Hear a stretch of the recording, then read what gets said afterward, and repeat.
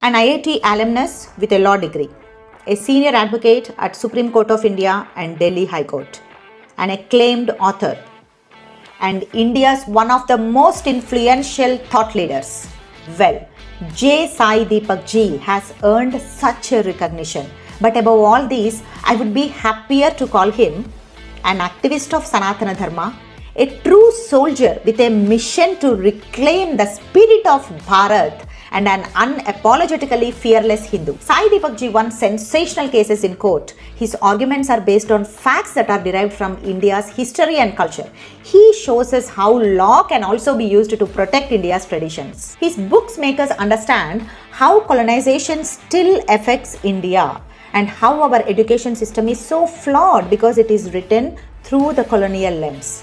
Sai Deepak ji strongly advocates that India's education system could be much better and stronger if we can combine the science of Sanatana Dharma with modern ideas. He is a great orator too. Do you know what is the must watch for youth of India? Listen to Sai Deepak ji's intellectual, constructive debates. As the Malabar Hindu genocide as a false memory. It was essentially a class struggle between oppressed peasants and oppressive landlords under colonial power. It so happened that the oppressed peasants were overwhelmingly Muslim and the oppressive landlords overwhelmingly Hindu, and that's why the communal coloring. How do you judge whether an incident has a communal, let's say, flavor to it, or let's say a communal tinge to it or not, is not just on the basis of who was killed and who are the perpetrators, but on the basis of stated goals and intentions.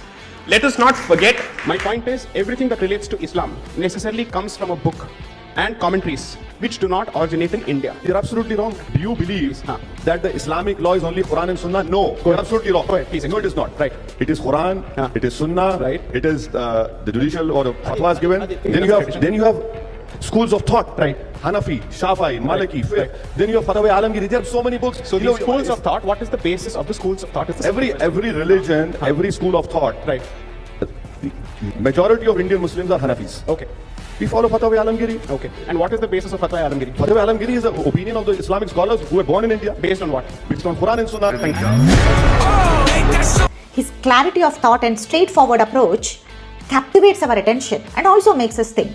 At these times of AI, when meaningful societal interactions are so rare, Sai Deepak ji has kindly taken time out of his busy schedule just to engage with us at a deeper level here in the UK. So what is stopping us from interacting with such a thought leader who is shaping the narrative of Bharat's future?